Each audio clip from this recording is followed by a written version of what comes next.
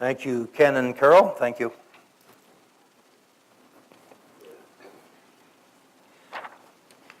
We are in one beautiful place. This hall is certainly more comforting than the one we were in last year, I think. It's more our size, and it's got a warmth with the wood in this building. We're also want to recognize that we are gathered on traditional Haudenosaunee land in Mohawk territory, and we will have on the Thursday morning, as we enter into this question of truth and reconciliation response by Oblates, we will have a Mohawk spiritual leader with us that morning, Tom Deerhouse, who is a Mohawk himself and will be leading us in prayer on that day. So there was a group of frogs that were moving through the forest, and as they were journeying along, a whole group of frogs, there was a deep pit, and two frogs fell in this pit. And it was very deep, and all the other frogs were around the edge of the pit and were looking down and saying, "Oh, you'll never get out of there. You'll never get out of there." And they started jumping. I said, "You will never get out of there. You might as well quit. You're dead. You're as good as dead. You'll never get out of there." And they kept jumping, and the more they jumped and got all agitated, the other frogs at the top were shouting more, "You might as well lie down and die. You'll never get out of there." So one frog finally just went over, and sure enough, he died. The other frog, he kept leaping. They were shouting at him, yeah. And he kept leaping, and finally he was out. And they came to him and they said, "Did you not hear us? Did you not hear us? You would never get out of there. Did you not hear that?"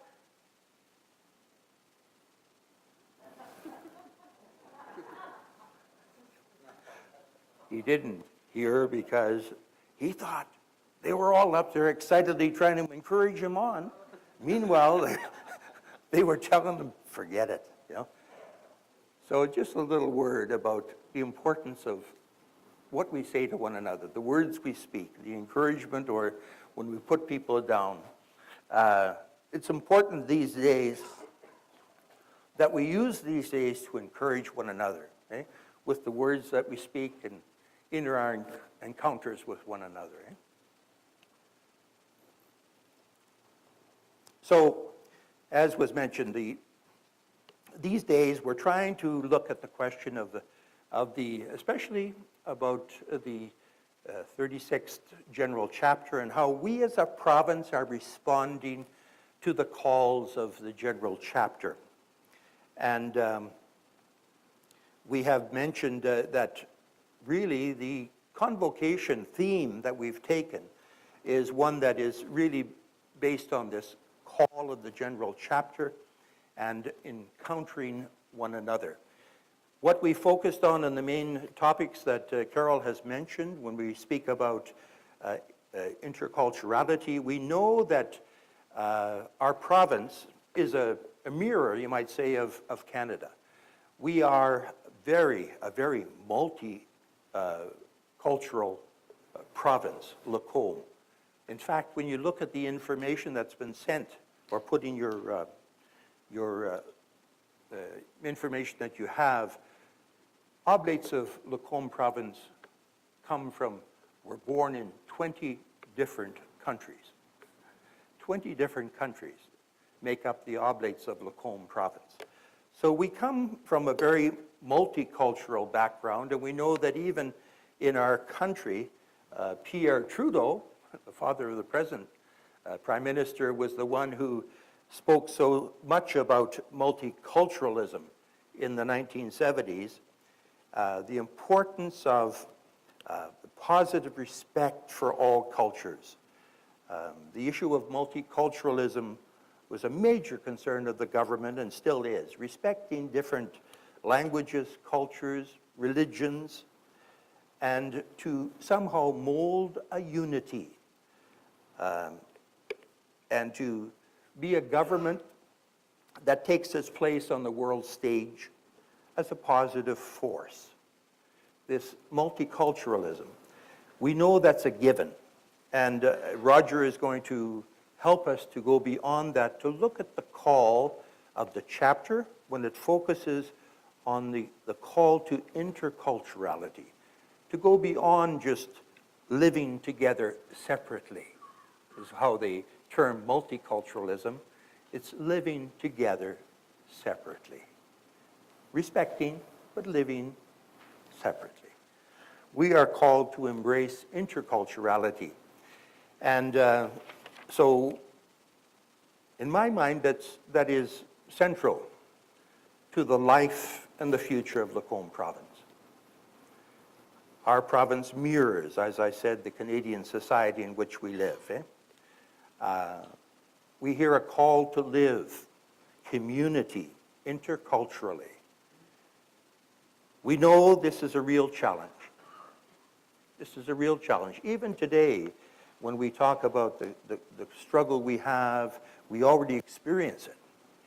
Okay? The living together, different cultures, and respecting one another, and not wanting one culture to dominate the other or to try to assimilate the other, but rather this being able to respect one another and to learn from one another a new way of living together with difference. This is an invitation, I think, that we'll hear strongly tomorrow. And even though it's a very difficult challenge, I think, to do this, it could be such a witness to our society and to the world if we, as a religious community, can learn to live with different cultures living together with that kind of care and respect and wanting to learn from one another. So I think even though it's difficult, I think there is a voice at the top of that pit. There's many around there. The voices at the top of that pit are saying, you can do it. It's going to be difficult. You can do it. Try again. You can do it. Don't give up. You can make it. I think that's the voice of God that is inviting us. So can we claim God's perfect love for us that will enable us to live with our weakness, with our temporal loves? We know that our human love, no matter where it is, in family, mother, father, for their children, for one another, religious communities, no matter where it is, our human love is always broken. Our human love is never complete, never perfect, never eternal. There's always weakness in our human relationships because of our own sinfulness and weakness. But we also have a love that touches us, which is eternal. A love that's perfect. A love that doesn't break, it doesn't end. That's what I spoke at Charlie's funeral the other day. Why do we believe in resurrection? It's because God's love cannot end. His love is there for us, and he will give us the graces that we need in life forever, that he will be with us. So no oblate community is an expression, for sure, of ultimate unity. There is no human love that is not broken somewhere. Yet it remains. It remains a reflection of God's perfect love. When we live our broken love as a partial reflection of God's perfect, unconditional love, then we can forgive one another. Forgive the limitations that are so evident. And we can enjoy the love that we do have to offer. This is just going to quote a little passage from Henry Nouwen. It's so beautiful on this question of accepting and realizing weakness that is very much a part of our lives. He speaks about the condition of limitation. He says, success brings many rewards and often fame. Fruits, however, come from weakness and vulnerability. Fruits are unique. A child is the fruit conceived in vulnerability. Community is the fruit born through shared brokenness. And intimacy is fruit that grows through touching another's wounds. Let's remind one another, he says, that what brings us true joy is not successfulness, but fruitfulness. Secondly, our second major concern when we talk about our ministries is the new faces of the poor. That is one of the calls of the general chapter. Not only the faces of the new poor, but the new faces of the poor. And certainly we as a province have looked again at the faces of our Aboriginal neighbors. Perhaps we're beginning to see their faces in a new way. Our pioneers, our pioneer oblates, were part of a dominant culture in Canada and throughout the history of our relationship with, as we spoke, Indians or Natives, First Peoples, we bought the model of assimilation. We certainly did not relate nation to nation or culture to culture as to an equal. We did not, for the most part, value the divine revealed in their spirituality. The discussions on interculturality are also central here in our relationships with indigenous cultures. In recent decades, often the only face, and this is a difficult thing for us to look at as oblates, often the only face we have seen has been the face in the mirror. We have focused on our face and ultimately on our pain as oblates, when our illustrious history has been questioned. Good and generous oblates have not just liturgically celebrated the Paschal Mystery, but personally, many of our pioneers have died to self, heroically fulfilling their oblation 24/7, their sacrifice as martyrs of service in their journey with the First Nations of this land. Many have participated in the system of evangelization for the last 100 years. And that system was a system of assimilation. It has been difficult to own the pain of the other, to see the face of the other, when one's whole life purpose has been judged as useless. In fact, destructive. The sentence was publicly pronounced that we as oblates were accomplices in the destruction of culture of the First Nations and their spirituality. Our legacy was further compromised by those among us who overtly abused the innocent.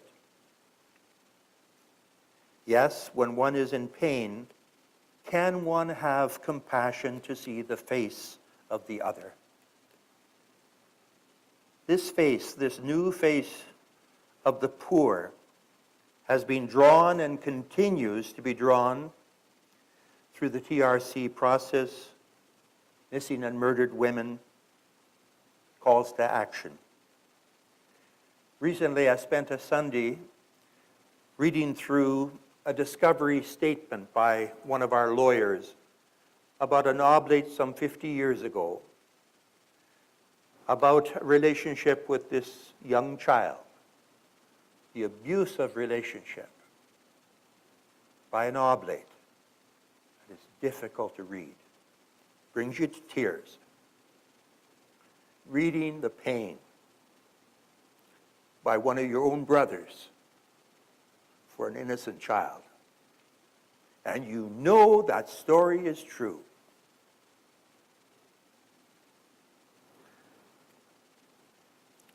anger rises, even against that oblate brother, who discarded the value of a human life in seeing these children as objects of pleasure. Can we turn from our own pain and see the face of the poor in our First Nations? Not just sexual abuse, but all the effects of colonialization that have disoriented and excluded First Nations in this land. So on Thursday, we will focus on our renewed journey with our First Nations in this convocation. Lacombe Province has recently completed, we've been working at this for months, and we do have a completed exercising responsibility in our ministry, safeguarding children and vulnerable persons. This has been now has gone to Rome and had been reviewed, and will be out within a month in English, and then because of translation, will be completed in French by the end of June. And we're wanting, expecting, and asking every oblate to read this, to reflect on what the call is there to regard to responsible actions in our ministry with others, and then to sign the document at the back that will then come. But I think this is the first place when we, it's really the first building block, I would say, in reconciliation, is to have a zero tolerance for destruction and abuse of the innocent. So we want to move forward with this and in the next number of months. We've also then spoken of these, Carol has mentioned the other things we hope to speak about with regard to our own ministries in Lacombe Province on Wednesday morning, and then also an evaluation of the current administration with the hope, and we've received many kind of comments from different districts and individuals in regard to this. So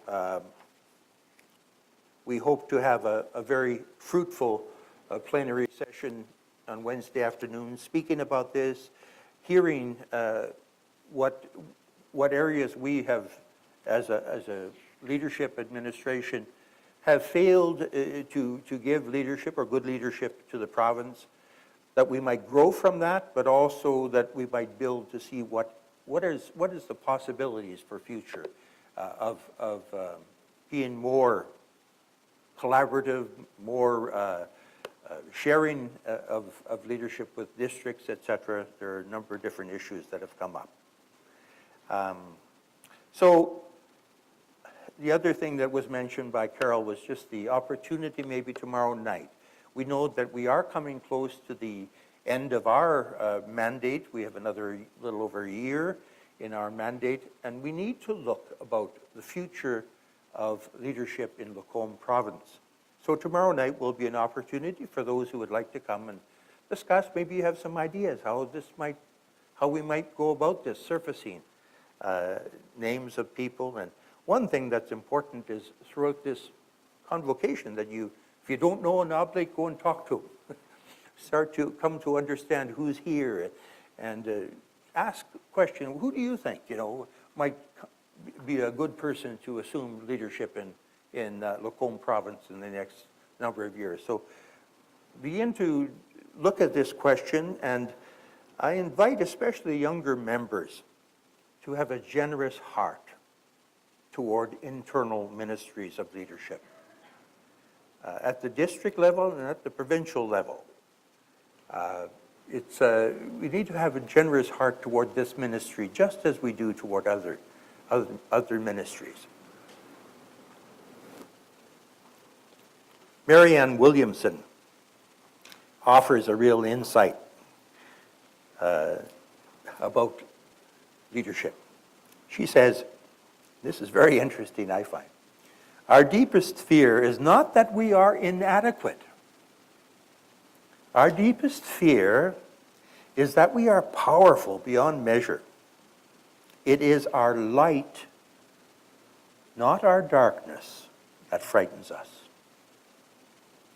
We ask ourselves, who am I to be brilliant, gorgeous, talented, fabulous? In other words, she's saying, who am I to be a leader? Actually, she says, who are you not to be that? You are a child of God. Your playing small doesn't serve the world. There's nothing enlightened about shrinking so that other people won't feel insecure around you. We are born to manifest the glory of God that is within us. It's not just in some of us. It's in everyone. And as we let the light shine, we consciously give other people permission to do the same. As we are liberated from our own fear, our presence automatically liberates others. So we need to reflect, and I really ask you to do that. To all of you to start to come to know. I think in the next mandate, younger people, our younger members, and we don't have many of them, but leadership has to come from the younger members. We shouldn't be seeking a provincial in his 70s. Yeah. There should be younger men who are called to take this responsibility for the future. So that's my encouragement, is to come to know one another and suggest names, suggest a process, maybe tomorrow night as well, if you have some ideas in regard to this. So let's be grateful to the gift of these days together. Beautiful place to meet, and it's so great to see the life and the love of people when we come together. It is great to be able to share some time with one another. Often we haven't seen one another for years or perhaps even, so it's a great gift to be able to come together. I thank you for being here.